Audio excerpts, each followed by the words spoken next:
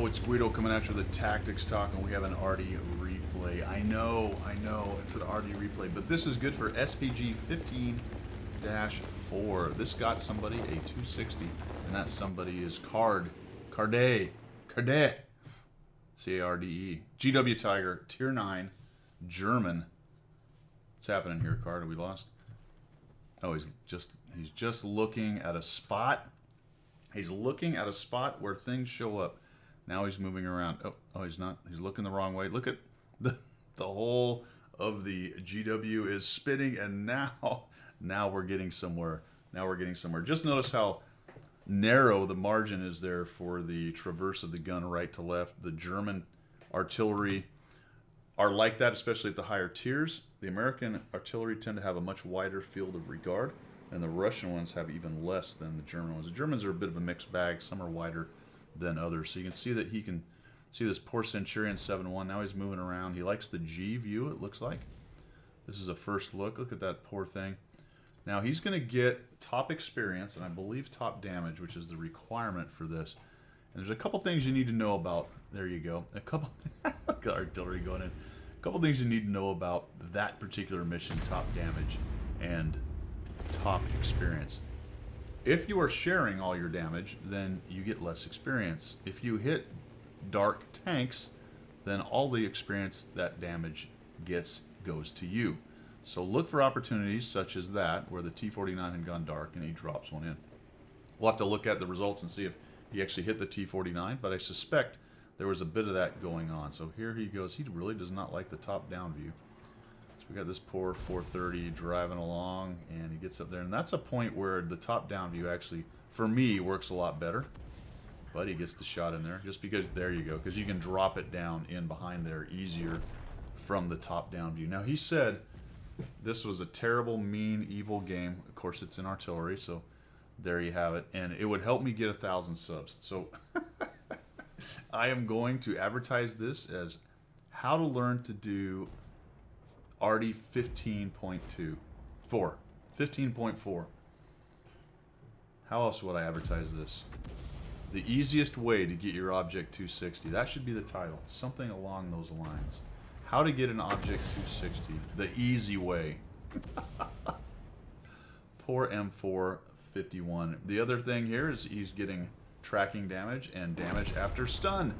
So he stunned him, he tracked him, he gets some assist, he gets some damage after stun. You can see he's at 750 damage.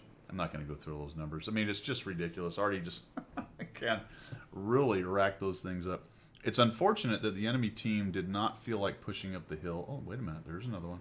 We have another contestant, because your artillery can really wreck people on this hill over here. What the heck? One thing I would say about this is I would be... Oh, he really wants that guy. I would be a little more ready to fire right when I reloaded with already. Ouch, right into that guy. He also got some stun on the E100. If the E100 takes any damage while he's stunned, then there's a little more experience. We're up to 1,000 damage, 1,000 while stunned, 656 assist. And the point what I was making a little bit earlier is try to be ready to fire as soon as your artillery is reloaded. That maximizes the amount of shots you can get, maximizes your experience. A lot of people really think that this particular mission is hard. I'm going to tell you it's really not. It just is not. And I won't say it's simple or super easy, but it's not really that hard to get top damage and experience in an artillery. I know. I'm going to hear about it, about how it's so difficult and accuracy's bad and the reload is slow and you have to share experience and yada yada. But frankly, with the stun giving you experience and the assist damage on tracking giving you experience and some careful shots at dark tanks. Watch, hopefully he's dark when is he going to be dark when he shoots this? It might be. Oh, that's too bad. You can pretty regularly come up with top damage and top assist. Now, it is difficult to be top damage if someone's rolling around doing 4, 5, 6,000 damage. You're not going to do that with an artillery. But if you get one of these games where everyone kind of peanut butter spreads their damage around, and that does happen quite a bit, and it's not a complete face roll, although this one looks like it might be that way, And it has to be an opportunity where there's a face roll where you have, or it's a slow enough face roll, let's put it this way, where you can actually get your reloads in, then you're going to get lots of shots. You can see that he's got already all kinds of shots. I haven't been counting them, but it is quite a bit. His team's winning by miles, but it's slow enough, and this map is pretty good for that with all the camping on it, that he's able to get enough shots in there. So he's at 1,900 damage, 1,900 from stun, only 656 from assist from tracking. Looks like he hasn't tracked one lately that somebody damaged. And he's going to go look over here. Oh, changed the mind. Be careful with that because that can really limit some of your shots. Although it looks like he's going to recover because it will reload in time or zoom in time. There we go. So that was nicely done. He doesn't stand around to admire his work. He goes and looks for the next tank. One thing I would also watch out for, notice how he's working on the very edge of his azimuth. If you just shift your hull a little bit and put that target right in the middle of it, if it backs up, you won't reset your dispersion, which can be really painful. The other thing I would be doing here in between shots is moving. I'm kind of surprised he hasn't taken any return fire, but clearly nobody is countering on this map. At least not the enemy. And probably at this point, the enemy is too busy attempting to take out tanks because they're getting rolled up pretty hard. But early on, until they prove they're not countering, I would definitely be moving. Oh, this Type 4 is just sitting there. This is going to be juicy. Oh, he goes dark. He's going to fire it. Yes, he is. Okay, those are his.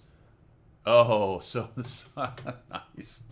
What happened there is you did not see the explosion, right? It didn't hit the ground, so that means it hit the Type 4 directly. So all of that damage is his.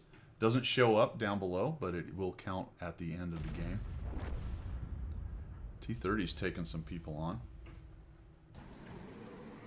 Shifts his view to see if he can't get some splash on him. Doesn't look like it. Oh, look, here's some likely suspects. Sturves are real nice, especially if they're in siege mode, because they can't get away very well. That's a relatively slow Chinese TD. Looks like he's going to go ahead and get himself some XP that he doesn't have to share. Not sure if he hit him, but went in there. Certainly didn't hit him direct because you didn't see, or you did see the explosion. Now this game turns into a close game. Now notice how it was kind of a face roll early on, and again it's slow enough and it's taken them long enough that he's getting all kinds of shots in here, and this is the kind of game you need with artillery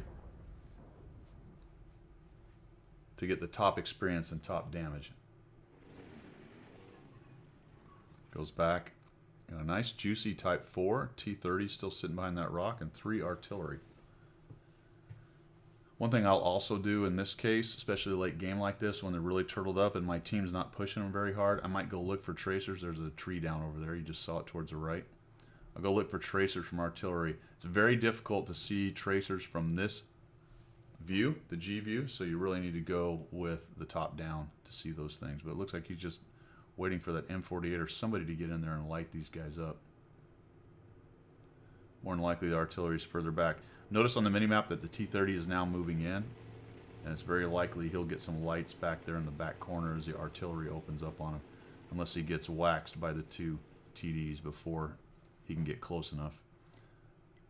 There you go. That'll splash him. Let him have it. Oh, we're not going to do it. 261 got seen. Probably would have shot in there and just splashed that T-30. There we go. Uh-oh, never mind. Good plan. You did it right. Are we going to get both? Oh, we got both.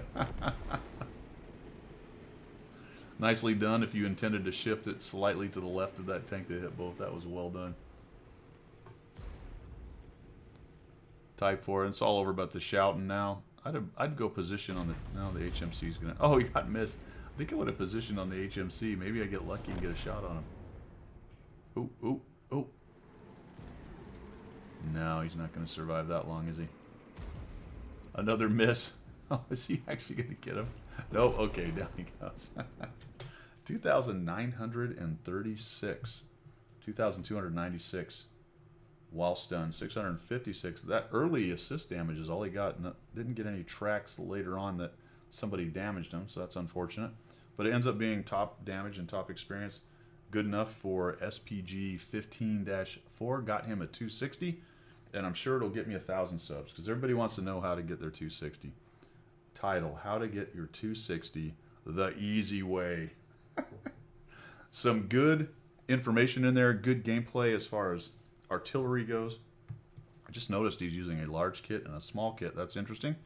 And he's got a med kit, but no food. Wow, there you go. Never seen that before.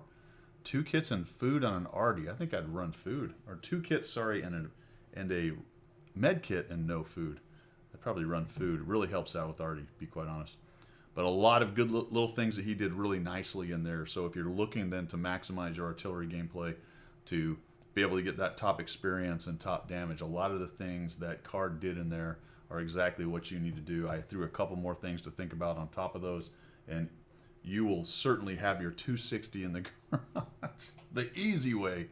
All right, guys, thanks for tuning in, and we will see you.